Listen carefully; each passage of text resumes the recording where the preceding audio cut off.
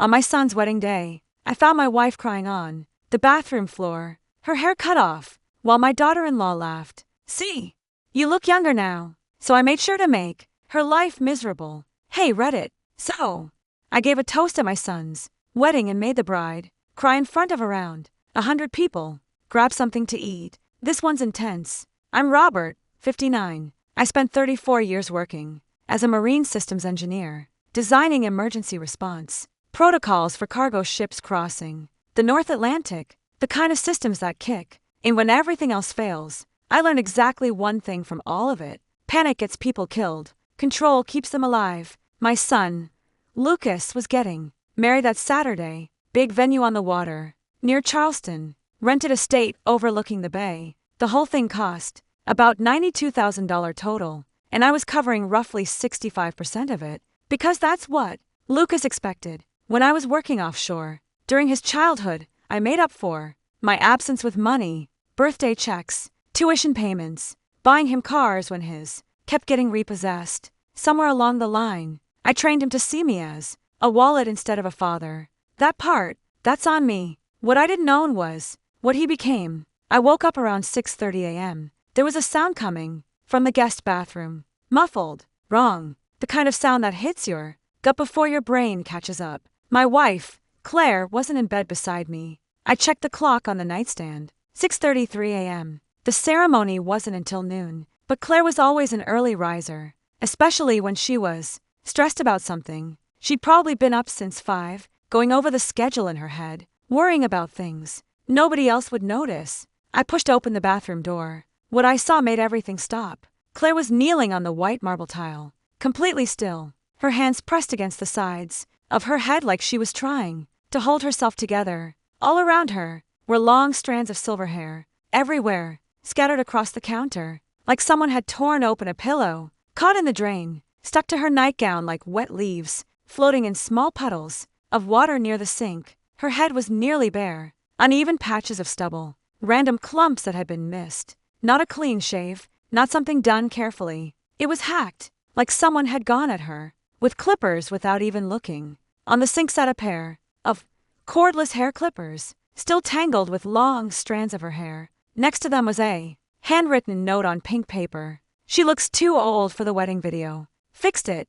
You're welcome." The casual cruelty in those words, like it was a favor. Then I noticed the phone on the counter, partially hidden behind a bottle of hand soap, face up, screen still on. A live stream app was open. The broadcast had ended about 12 minutes ago. The stream had been running for nearly an hour. Viewer count at cutoff, 63,000. 63,000 strangers had watched my wife get humiliated in real time. I followed a thin cable running along the wall behind a stack of towels. It led to a small camera about the size of a golf ball, mounted at the perfect angle to capture her face in the mirror. Professional placement. Whoever set it up had thought about lighting, angles, the reaction shot. This wasn't spur of the moment. This was planned, set up, produced. Claire whispered something so quietly, I almost didn't hear it. Maybe she's right.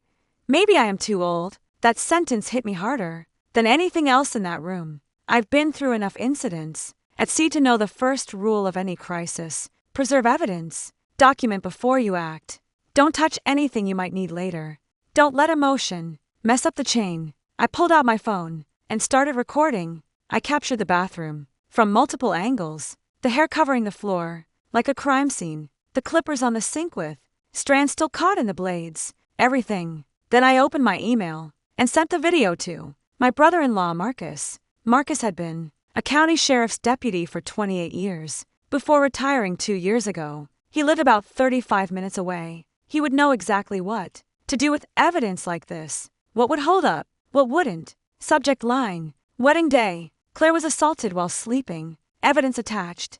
I need you here. I knelt beside Claire on the cold tile, put my hand on her shoulder, felt her shaking under the thin fabric of her nightgown. That hair, she had kept it for almost 27 years. She started growing it out after her mother passed away. It was the last physical thing she had connected to her, and now it was all over the floor. I helped her to her feet. Her legs were shaky. I walked her back to the bedroom, one arm around her to keep her steady, wrapped her in the thickest robe we had, pulled the curtains closed, blocked out the morning light. I'm going to handle this, I said. All of it. You don't need to do anything right now except rest. She nodded, eyes distant, didn't ask how. After nearly 30 years together, she knew. When I say something is handled, it gets handled. I stepped into the hallway around 7:05 a.m. The house was starting to wake up, staff moving through the halls, carrying flowers. Everything looked perfect. Camera ready, like nothing had happened. I walked toward the suite where Lucas and his fiancée Vanessa were staying. The carpet was thick enough to swallow my footsteps. Their door was cracked open just slightly, not enough to see inside, but more than enough for sound to carry. Vanessa spoke first, excited. The algorithm's going crazy. We're already past 95,000 views. Comments are blowing up. This is going to pay for the honeymoon. Lucas's voice came next. Lazy, confident. Told you she wouldn't fight back. Mom's soft. She cries for a bit, then forgives everyone. That's just who she is. Vanessa laughed. Cold. And your dad? He'll hand over that check no matter what. He spent his whole life writing checks to make up for being gone. Guilt's basically his whole deal. You push the button, money comes out. We get the gift. We get him to co-sign the mortgage. And the content money pays off the rest. Easy. We're set. I stood there, completely still, against the wall, listening. The co-sign. That part was new. Lucas had asked me about it a few weeks ago. Said it was just a formality. Now I understood. The gift wasn't a gift. The co-sign wasn't help. It was a setup. I turned and walked away before they could even open the door. I had what I needed. More than I wanted, honestly. But knowing is half the battle. Even when it hits like that. Back in the bedroom, I didn't touch Vanessa's phone or the hidden camera. Instead, I pulled up the streaming platform on my own phone, searched her username. Her video was still up, still climbing, views ticking up by the second. Thumbnail was her face, with that exaggerated shocked expression. Text over it, mother-in-law makeover gone wrong. I screen recorded the entire video, 43 minutes, unedited, timestamp visible, exactly as she had posted it. Then I opened the comments, hundreds of them, laughing emojis, fire emojis, savage, queen energy, but mixed in between were real questions. Did she agree to this? This looks like assault. Is this even legal? Someone should call the police. I screenshot everything, built a folder, saved it all. At 7:55 a.m., Marcus pulled into the service entrance in his truck. He'd left as soon as he got my message. Didn't waste time. I met him by the side door near the kitchen. He took one look at my face, didn't ask questions, just followed me upstairs. When he saw the bathroom, he stopped, stood there for a few seconds, took it in, then got to work. Photos from every angle. Bagged the clippers, bagged the note, gloves on, tagged everything. Dates, times, location, all of it. He straightened up after a while, looked at me. You're filing a report, and you're getting a lawyer today. Not later.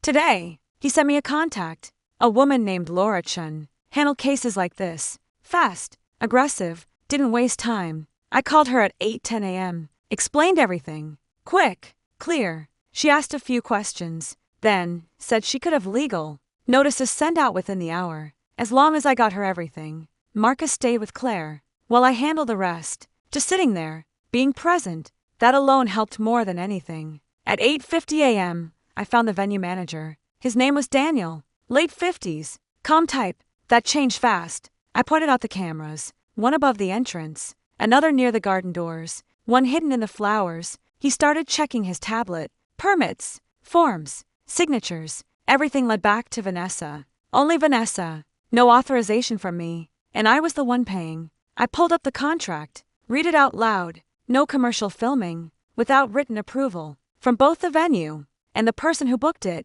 That was me. Vanessa had signed papers she had no right to sign. Forgery. Daniel looked like he realized exactly how bad this was. This is serious, he said. It's about to be. I told him. I want every piece of equipment off this property within the hour, every crew member gone, and I need all security footage saved immediately. He nodded, didn't argue. By 9:30 a.m., the crew was packing up. Fast. Cameras, lights, audio gear, everything. A van parked behind the building. People moving quickly. One of them approached me, said they had contracts. I handed him Laura's contact. Talk to her. You've got 40 minutes. He didn't push it after that. At 10:05 a.m., Laura called, confirmed everything had been sent. legal notices, to Vanessa, to the platform, to the production company. Nothing could be deleted now. Everything locked. At 10:25 a.m., the last vehicle left. At 10:40 a.m., Vanessa noticed. She came looking for me, storming across the lawn, still in her robe, hair half done, furious. "Where is my production team?" she demanded. I looked at her. "They're gone. Your permits were fake. You signed documents. You weren't allowed to." She froze for a second, then snapped back. "You can't do that. This is my wedding." I cut her off. "Explain the video. Explain the mortgage. Explain why you thought this was a good idea." She went quiet. I could see it. For the first time, she didn't have an answer. "This was just a joke," she said finally. "Her hair will grow back." I stepped closer. "You assaulted a sleeping woman. You streamed it. You mocked her. That's not a joke. We're pressing charges." I didn't wait for a response. I walked away. The ceremony started at noon. No cameras, no live stream, just people, family, friends. Claire sat beside me, a scarf wrapped around her head. Simple, elegant. Marcus sat a few rows back, watching everything. At the reception, Lucas stood up, gave a speech. Then it was my turn. I stood, walked to the front, took the microphone. "I'll keep this short," I said, "but there's something everyone here needs to know." I nodded toward the screen, and I played the video. Just a short clip. Enough. Vanessa walking into the room. The clippers. Claire waking up. The first cut. Vanessa laughing. I stopped it. Silence. Complete silence. "This morning," I said, "my wife was assaulted. Her hair was cut off while she slept. It was streamed online. We have filed a report." Vanessa stood up, shaking. "This is insane," she said. Lucas tried to speak. I kept going. "The money we planned to give them is gone. The cosign is cancelled. They get nothing from us." Lucas stared at me, like he didn't recognize me. "Dad," he said. I looked at him. "You made your choice. Now you live with it." A woman walked up to the table, placed papers in front of Vanessa. "You've been served." That's when everything broke. Voices, movement, people standing, phones out, questions. I put the microphone down, took Claire's hand, and we walked out, together, without looking back. We drove home that afternoon in separate cars. Marcus followed behind us, said he'd stay a few days, just in case. I didn't argue. Having him there felt right. The fallout started fast. That same night, around 9 p.m., I got a message from Vanessa's cousin. She had recorded part of the reception. The last few minutes. "Send it to me," told me to use it if I needed. Then she sent something else. Screenshots, messages, conversations going back over a year. Vanessa asking about our finances, about the house, savings, retirement accounts, calling Claire the obstacle, calling Lucas the access point, planning. Slowly, carefully, I forwarded everything to Laura that night. Within days, the video was taken down. Policy violation, non-consensual content. Her management dropped. Her within the week. Sponsors disappeared. Deals gone. Followers started dropping. Fast. Comments turned against her. Everything she posted after that got buried. The case moved quickly, faster than I expected. Her lawyer tried to push it as a family issue. Didn't work. We got access to everything. Messages, plans, notes. She had been planning it for months. Lucas was in it too. Texts, 8 months of them, talking about money, about how to get it, about how we wouldn't push back. It all went into evidence. 6 months later, it was over. Settlement. Vanessa paid $48,000. Damages, legal fees, signed an order. No contact, no content, nothing involving us ever again. Lucas tried to call me, more than once. I didn't answer, didn't listen. Everything went through Laura. He never asked about Claire. Not once.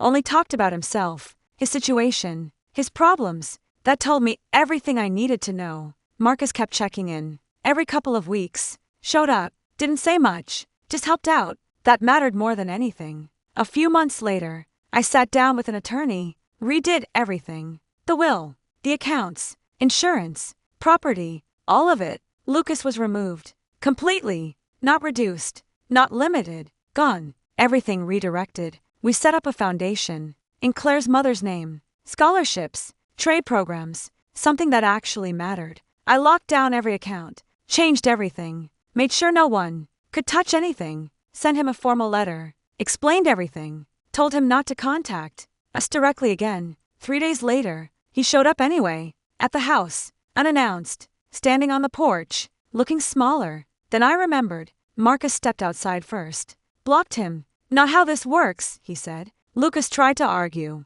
Said it was his home too. Marcus didn't move. I stepped into the doorway. Lucas looked at me. Dad, just give me 5 minutes. I looked at him. Really looked at him. There's nothing to explain, I said. You made your choices. These are the consequences. I went back inside. Closed the door. Marcus stayed there until he left. Didn't say anything. When he came back in, a few weeks later, Claire went to a salon.